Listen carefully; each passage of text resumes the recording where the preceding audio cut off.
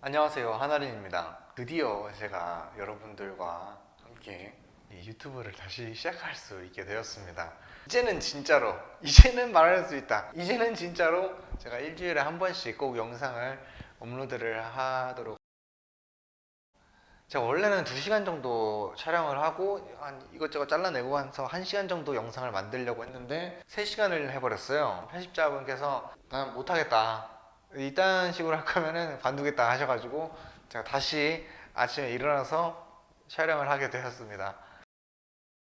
오늘은 품종을 주제로 이야기를 할 거예요. 왜 요즘은 게이샤라는 품종이 많이 유통이 되고 있는지, 왜 요즘은 파라이네마라는 품종이 많이 유통이 되고 있고, 왜 커피가 이 지역은 까뚜라를 키울 수밖에 없었는지. 커피 품종은 이렇게 4가지로 분류를 할 수 있습니다. 첫 번째 에티오피아 랜드레이스, 두 번째 버번카 티피카 계열, 세 번째로는 잎 교잡종 인트로그레스드라고 하고, 네 번째로 F1 하이브리드라고 합니다. 자, 그러면 지금부터 두 번째 파트 시작하도록 하겠습니다. 두 번째 파트는 커피 품종 개발의 방향에 대한 이야기입니다. 자, 먼저 첫 번째로 커피 품종의 가치 판단, 커피 품종, 어떤 품종이 좋은 품종일까에 대해서 고민해 보도록 하겠습니다. 그 다음에는 커피 시장이 현재 직면하고 있는 문제에 대해서 살펴보고, 그 다음 F1 하이브리드에 대해서 설명을 해드리면서 우리는 어떤 방향으로 커피 품종을 개발하고 있는지에 대해서 살펴보겠습니다. 자, 그러면 제가 여러분들한테 또 질문을 드리겠습니다. 어떤 품종이 좋은 품종일까요? 어떤 품종이 가치 있는 품종일까요? 어떤 분들께서는 맛있는 커피라고 대답하실 수도 있고요. 좀 더 디테일하게는 향미가 화려한 커피, 꽃향이 나는, 과일향이 나는, 이렇게 대답을 하실 수도 있겠고, 또 어떤 분은 병충해 강한 품종이라고 대답하실 수도 있을 것 같아요. 근데 모두 다 맞는 말이죠. 다 맞는 말이거든요. 맛있는 커피 가치 있죠. 생산성이 높은 거, 그 열매가 주렁주렁 열리는 거, 그것도 좋은 품종이죠, 제 생각에는. 그리고 병충해 강한 거 당연히 좋은 커피죠. 그러니까 제가 생각할 땐 그래요. 이 모든 것들이 다 입장의 차이고 기준의 차이다라는 겁니다. 어떤 품종이 높은 가치를 지니냐는요, 누가 이야기하느냐에 따라 달라요. 우리 입장에서는 맛있는 커피가 높은 가치를 지닌 커피죠. 근데 농부의 입장에서는 다를걸요. 농부는요, 그게 맛있는 커피인지 아닌지는 별로 중요하지 않아요. 최종적으로 나한테 돈을 많이 가져다 주는 커피냐 아니냐가 중요한 거죠. 그래서 우리가 이 커피 가치 판단의 기준을 명확하게 설정할 필요가 있습니다. 자, 그러면 어떤 커피가 높은 가치를 지닐까에 대해서 그 기준에 대해서 한번 살펴보도록 하겠습니다. 자, 일단 이쪽으로 제가 넘어오겠습니다. 짜잔. 일단 커피 향미, 그리고 병충해 저항력, 생산성, 재배 용이성, 최적 재배 고도, 이렇게 5가지 정도로 기준을 분류해 볼 수 있겠습니다. 자, 그러면 커피 향미부터 한번 알아보도록 하겠습니다. 향미 기준이라는 거는 잘 아시다시피 이 커피가 얼마나 화려한 향을 가지고 있고 어떤 향미를 가지고 있느냐, 자, 이런 것들이 기준이 되겠죠. 그래서 대표적으로 게이샤라는 품종이 우리가 이런 측면에서는 높은 가치를 지니고 있습니다. 자, 그 다음 병충해 저항력. 병충해라는 거는 병해와 충해를 합친 말이죠. 이제 병에 얼마나 강하고 벌레에 얼마나 강하냐, 이런 건데요. 커피는 대표적으로 커피 리프 러스트라고 해서 커피 잎에 이렇게 곰팡이가 쓰르는 병이 있어요. 근데 이걸 이제 헤밀레이아 바스타트릭스라는 병균이 옮기는 건데, 이 병균 종류가 한 55가지 정도 된대요. 그래서 지금도 계속 밝혀지고 있고, 그러다 보니까 단순히 커피 잎록병에 저항력이 있어 라고 해서 모든 잎록병을 다 막아내는 건 아니에요. 예를 들어서 1번 병균에 대해서는 저항력이 있을 수 있지만 2번 병균에 대해서는 저항력이 없어. 그럼 잎록병에 걸리는 거죠. 그래서 어려운 거거든요. 그 외에 이제 커피베리병이라고 해서 아까 말씀드린 것처럼 커피베리가 썩어 문드러지는 병이 있어요. 그리고 뿌리에 기생하는 선충이 있고, 커피 열매를 이제 먹는 커피베리 보러도 살고 있죠. 줄기를 파먹는 친구들도 있고요. 이런 것들에 얼마나 저항력이 있느냐라는 건데, 그런 측면에서는 티모르 하이브리드를 비롯한 여러 가지 뭐 까띠모르, 사치모르 이런 친구들이 가치가 있다고 볼 수 있겠습니다. 그리고 어떤 재배를 함에 있어서 농부의 입장에서는요, 생산을 많이 하는 품종이 좋습니다. 똑같은 나무를 심더라도 내가 똑같이 노력을 하더라도 이왕이면은 열매가 많이 맺히는 친구가 좋겠죠. 그러니까 게이샤보다는 까뚜라가 좋을 수도 있어요. 까뚜라보다는 까뚜아이가 더 좋을 수도 있고요. 왜냐하면 그 친구들은 같은 나무 안에서 더 많은 열매가 맺히기 때문이죠. 그런 부분에 있어서는 이제 생산성이라는 건 굉장히 중요한 요소예요. 또한 재배를 하는 게 용이하다라는 성질도 굉장히 중요한 게, 커피 나무는 유전적으로 이제 키가 큰 나무들이 있고 10m 넘게 자라는 친구들도 있고, 반대로 이제 뭐 2, 3m 내지 2m에서 멈춰버리는 친구들도 있습니다. 커피한테는요, 키가 작은 게 유리합니다. 왜냐면 사람이 키가 작기 때문에 그 열매를 딸 때 훨씬 편하잖아요. 키가 크면은 그 열매를 따로 올라가다가 떨어지면 병원비가 더 나을 것 같아. 그래서 키가 작은 게 훨씬 좋습니다. 얼마나 생산하는데 용이하냐. 그러다 보면은 뭐 커피나무를 키우는데 드는 비료의 양도 우리가 이야기를 할 수 있겠죠. 비료가 얼마나 많이 필요하냐, 또 물이 얼마나 많이 필요하냐, 이런 것들이 뭐 그 산지에 따라서 조금씩 다르겠지만, 아무튼 재배가 얼마나 용이하냐, 생산이 얼마나 많이 되냐, 이런 부분들도 충분히 가치를 판단하는 기준이 될 수 있다는 점 기억하셨으면 좋겠습니다. 그 다음 재배 고도의 한계에 대해서 이야기를 하겠습니다. 이제 품종마다 최적의 재배 고도라는 게 있습니다.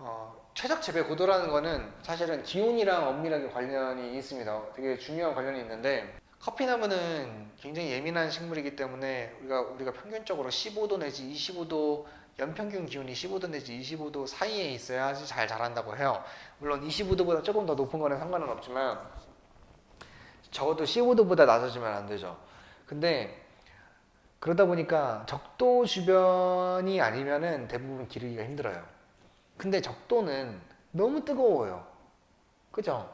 너무 뜨겁다 보니까 보통 높은 고도로 올라가야 됩니다. 왜냐면 산 위에 올라가면 춥잖아요. 근데 적도면 뜨겁죠. 그래가지고 그러다 보니까 일교차가 많이 줄어들고 연평균 기온이 15도 내지 25도 사이를 맞출 수 있게 되는 거예요. 그래서 적도에 가까우면서 고도가 높은 그런 지역들, 뭐 중남미나 콜롬비아, 뭐 브라질, 뭐 에티오피아, 뭐 케냐, 이런 나라들이 거기에 해당되는 나라들인 거죠. 그래서 보통 이제 이렇게 5가지 정도 기준으로 커피 품종의 가치를 우리가 분류할 수 있겠습니다. 그래서 이런 성질들을요, 이제 월드커피 리서치라는 제가 앞에서 말씀을 드렸는데, 월드커피 리서치라는 기관의 사이트에 들어가시면은 각 품종별로 어떤 특징을 가지고 있는지 이렇게 알려줍니다. 이 친구는 게이샤 같은데요.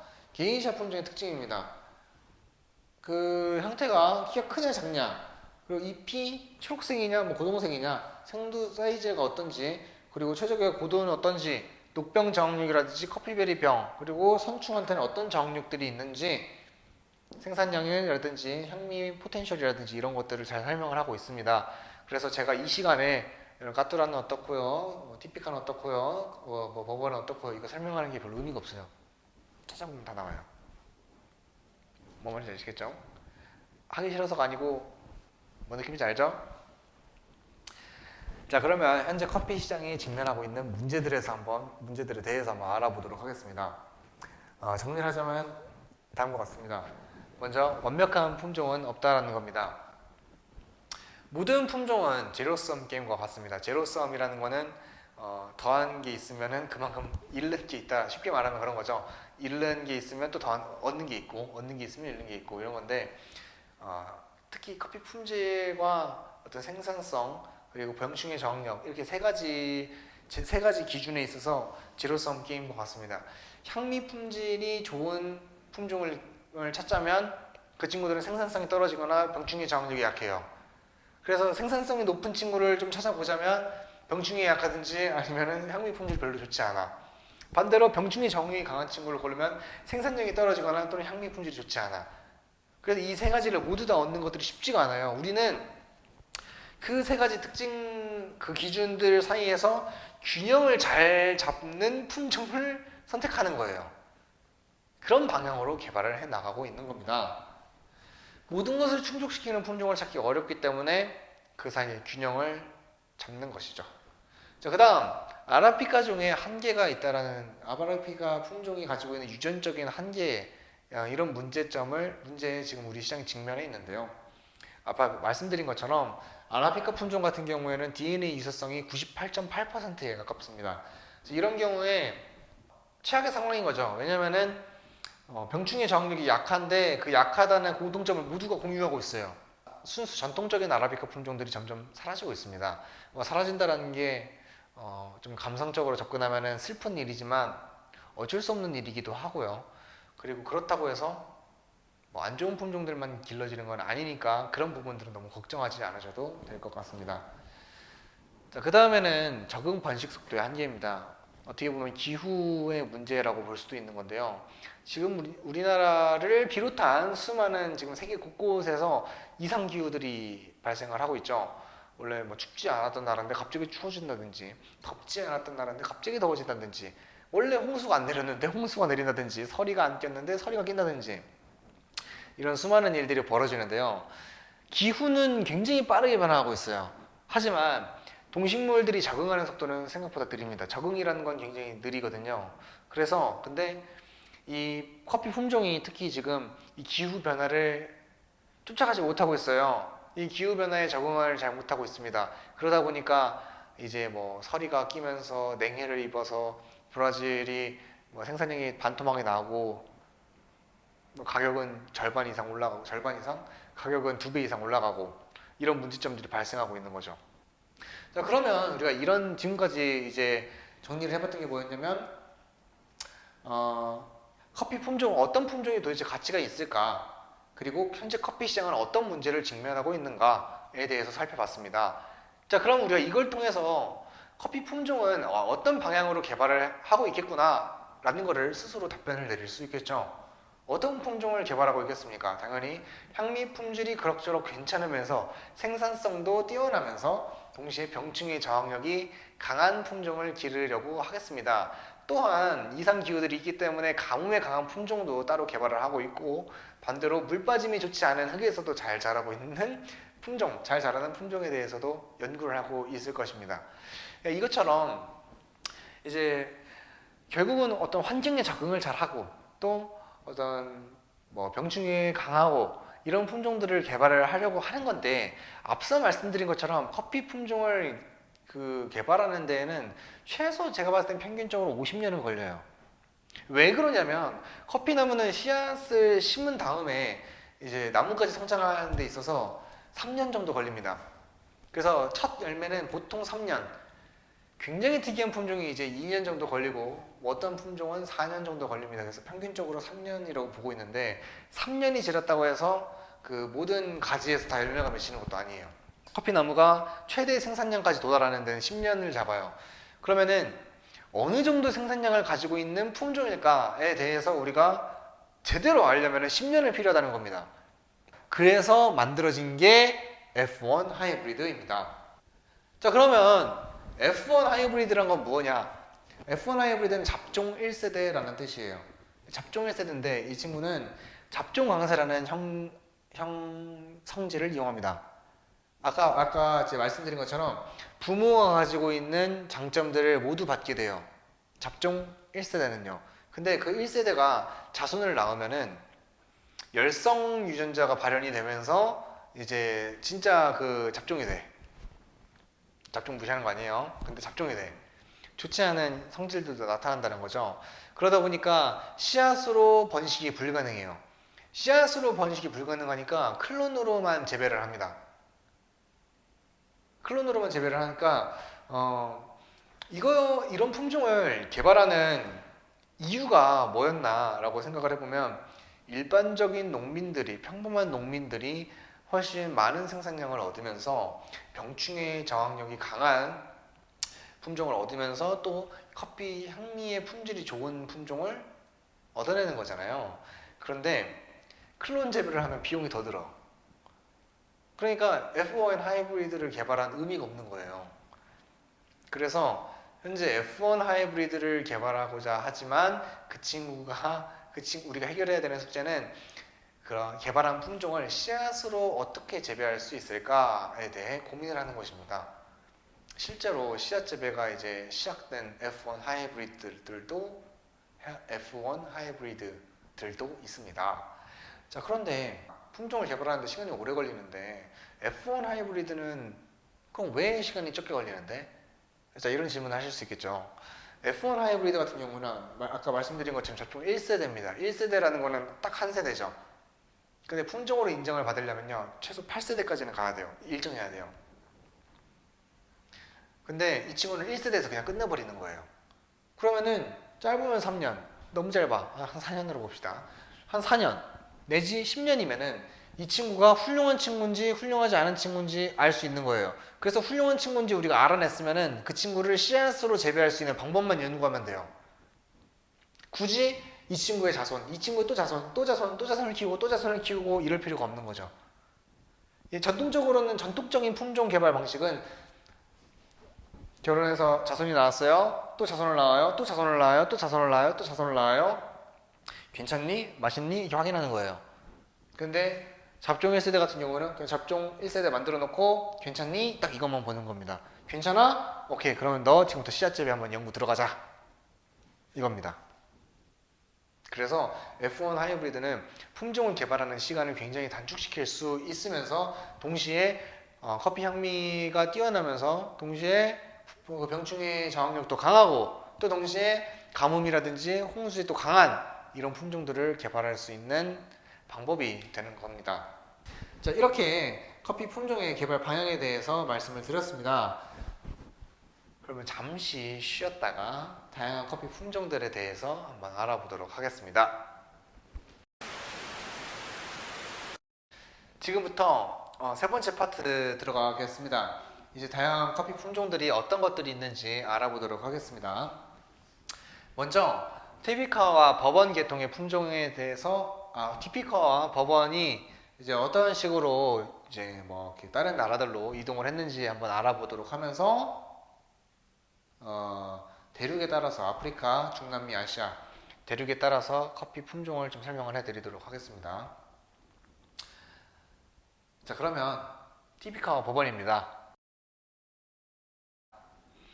티피카랑 버번 같은 경우에는 이제 에티오피아에서 예멘으로 건너가고 그 다음에 예멘에서 인도로, 인도에서 인도네시아 이런 식으로 이제 이동을 한 품종으로 이제 알려져 있는데 여기서부터 모든 품종들의 기초가 됩니다. 역사적, 생물학적으로 가장 중요한 품종이라고 되어 있습니다. 실제로 제가 생각해도 그렇습니다. 그래서 제가 이제 간단하게 티피카의 기원에 대해서 말씀을 드리자면 짠! 세계지도입니다. 여기 보시면 여기 에티오피아 있어요. 여기 이렇게 상하? 아무튼 여기 에티오피아 있습니다. 이 에티오피아에서 바로 인접해 있는 예멘으로 커피가 이동을 합니다. 그 다음에 이 예멘에서 한동안 상업적인 재배를 하다가 이제 인도네시아로 이렇게 퍼지게 됩니다. 근데 그 당시 인도네시아 같은 경우에는 네덜란드의 식민지였어요. 그래서 네덜란드는 인도네시아에서 기르고 있는 그 커피를 자바섬에서부터 자기 어디지? 이쪽 네덜란드로 가져갑니다. 죽어요. 또 가져갑니다. 물론 이제 인도네시아 처음 할 때도요. 또 인도네시아에서 지진이 일어났나 그래가지고 커피가 적응을 잘 못했대요. 근데 뭐 어느 정도 적응을 한 다음에 이 친구를 네덜란드의 암스테르담 식물원에다가 이제 정원에다가 잘 길렀었는데 프랑스 루이 14세에게 티피카를 선물로 줍니다. 루이 14세가 받던 티피카는 이제 프랑스의 그 파리 식물원에서 자라다가 이제 뭐 이렇게 남아메리카로 또 이동을 하고 남아메리카에서 브라질로 이동을 하고 또 브라질에서 전 세계로 이동하고 뭐 이런 식으로 티피카가 전파가 된 거예요. 자, 그러면 티피카랑 버번은 일반적으로 어떤 특징을 가지고 있냐 보시면은요, 티피카랑 버번은 둘 다 키가 커요. 이게 티피카고 이 버번인데 둘 다 키가 크죠. 키가 크다라는 거는 상업적인 재배에서는 장점이 못 됩니다. 또한 두 친구는 모두 아라비카 순수한 아라비카 품종이기 때문에 커피 잎록병에 취약하죠. 커피 베리 병에도 취약하죠. 선충한테도 취약하죠. yield potential 낮습니다. 생산량 낮습니다. 생두 크기는 크고 맛은 좋으나 그 외에는 장점이 없는 거죠. 그거는 법원도 마찬가지입니다. 법원 같은 경우에도 이제 병충해에 굉장히 취약하고 키는 크고 생두 사이즈는 보통 정도 되지만 생산량은 많지가 않습니다. 그러니까 티피카랑 법원 자체는 역사적으로 생물학적으로는 굉장히 중요한 품종이지만 어떤 농부들이 재배하는 데 있어서는 굳이 내가 이걸 키워야 돼? 라는 품종이 되는 거죠. 그래서 세계 각국에서는 이 친구들의 돌연변이, 자연 돌연변이 혹은 교배종들을 많이 사용을 합니다. 그러면 세계 곳곳에서는 이 친구들의 어떤 자손들을 기르고 있는지 한번 알아보도록 하겠습니다. 먼저 아프리카입니다. Sorry, 아프리카 맨 처음에 에티오피아에서는 티피카랑 법원 계통은 아니고요. 에티오피아 같은 경우는 이제 어떤 품종들을 기르고 있는지 한번 알아볼게요. 그 이후로 이제 케냐나 르완다, 부룬디에 대해서 가볍게 살펴보도록 하겠습니다. 이제 아프리카 지도고요. 보시면 에티오피아가 이쪽에 있죠. 아디스아바바 수도. 그 밑으로 케냐가 있고요. 케냐 옆으로 우간다, 우간다 밑으로 부룬디만 있어? 옆에 그 르완다도 있을 텐데 르완다도 있습니다. 여기 그 밑에 탄자니아. 보통 이제 이 지역이 커피를 재배하고 있는 지역으로 많이 알려져 있죠. 허나 우리는 에티오피아, 케냐, 르완다, 부룬디 정도만 알아보도록 하겠습니다.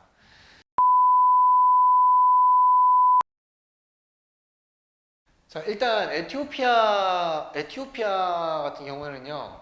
이제 대부분의 커피 재배가 포레스트 커피 형태로 하든지 아니면 가든 파밍으로 합니다. 자기 집 뒷뜰에 또는 앞뜰에 그냥 뭐 자라고 있는 커피 나무들에서 커피 열매를 따서 갖다 파는 겁니다. 이제 이런 식으로 진행이 되는데 그러다 보니까 거의 대부분이 앞서 말씀드린 것처럼 자생종들, 그냥 토착종을 기르게 되어 있습니다. 따로 뭐 인위적으로 심거나 그런 것들이 아니라 알아서 그냥 심겨져 있으니까 그냥 따는 거예요. 허나 그러다 보면 생산량 떨어지죠. 병충해에 취약한 친구도 있을 수 있겠죠. 그래서 진마라는 지역이 있는데 진마 커피 연구소에서는 에티오피아 농민들을 위해서 괜찮은 품종들을 선별합니다. 그래서 너네 이런 거 키워 라고 해가지고 보급을 해줬어요. 그러다 보니까 에티오피아는 크게 두 가지 품종으로 분류를 할 수 있는데 첫 번째는 Local Landrace, 그래서 지역 토착종입니다. 또는 진마 커피 연구소 JARC, 진마 이제 농업 연구소인데요. 여기에서 골라준 품종들을 기르고 있습니다. 이제 로컬 랜드레이스에서는 이제 많이 유명한 커피로는 글자 왜 그래? 제가 했습니다. 로컬 랜드레이스는 대가, 뭐 쿠드메, 원리쇼 발음은요. 이게 알파벳이잖아요. 근데 그쪽은 알파벳을 안 쓰죠. 그러니까 이게 호환이 안 돼. 그래서 어떤 사람은 쿠르메라고도 하고요. 어떤 사람은 쿠드메, 게데오도 기데오, 지데오, 게데오 뭐 마음대로 하는데 뭐 발음이 다 그냥 그 정도 언저리다라고만 알고 계시면 돼요. 대가, 쿠드메, 원리쇼 이렇게 있습니다. 이 외에 이제 진마 연구소에서 선별한 품종은 대체로 숫자로 되어 있습니다. 이렇게 74110, 7412, 74140 이거 말고도 뭐 75 어쩌고저쩌고 741, 뭐 75 어쩌고저쩌고 이게 있어요. 근데 이렇게 숫자가 붙어 있을 때 이제 에티오피아 진마 연구소에서 선별한 품종의 경우에는 앞에 붙어 있는 이 두 글자가 선별한 연도입니다. 그 뒤가 그냥 품종 번호고요. 그래서 74140은 뭐 74년도에 발견한 140번 품종 뭐 이 정도로 이해하시면 될 것 같습니다. 이 친구들은 공통적으로 이제 커피 베리병의 저항력이 있으면서 동시에 밀집 재배가 가능한 그런 품종들입니다. 이런 것들을 이제 에티오피아에서는 기르고 있습니다. 자, 케냐 같은 경우에는 유명하죠. SL28, SL34, 루이루 11 이렇게 크게 세 가지 품종을 기르고 있는데 이거 말고도 뭐 SL14도 있고요. 있는데 뭐 저는 이 한국으로 들어오는 커피 중에서는 이렇게 세 가지 품종 말고 써 있는 것들을 본 적이 없는 것 같아. 안 쓰는 건지 뭐 빼놓은 건지 뭐 몰라서 안 쓴 건지 모르겠어요. 근데 SL28, SL34 같은 경우에는 이제 스콧 레버러토리라고 해서 스콧 연구소에서 개발한 품종으로 버번과 티피카의 돌연변이입니다. 그러니까 버번과 티피카 계열의 품종이고요. 루이루 11 같은 경우는 인트로그레스된 품종이에요. 이 친구는 병충해 저항력이 있는 품종입니다. 그래서 보통은 이제 향미 품질이 이쪽이 좋고 이쪽은 향미 품질이 별로 안 좋다라고 알려져 있는데 그거는 제가 뒤에 가서 자세히 설명하겠지만 뻥입니다. 자, 그 다음에 르완다와 부룬디 보겠습니다. 르완다와 부룬디는요 거의 대부분이 브르봉 계통의 품종을 기르고 있습니다. 뭐 잭슨도 있고 뭐 하라 있고 까뚜와 이렇게 있는데 걔들은 굉장히 적은 양이고요. 거의 대부분이 버번 마야귀에즈 발음이 어려워. 버번 마야귀에즈 이런 품종 보여도 버번 이제 버번의 업그레이드 버전들이라고 생각하시면 좋은데요. 이런 친구들을 재배하고 있습니다. 그래서 르완다 부룬디 커피를 구매하시게 되면 품종에 거의 대부분이 버번이 써 있을 거예요. 자, 그러면 지금부터 중남미 커피들에 대해서 한번 알아보도록 하겠습니다. 병충해가 한번 봅니다. 네, 중남미 국가들이 커피 생산량이 박살이 납니다. 아, 이들은 안 되겠다. 우리 이들은 못 먹고 살겠다. 엘살바도르에서는 마카티스 있고 코스타리카에서는 코스타리카. 코스타리카.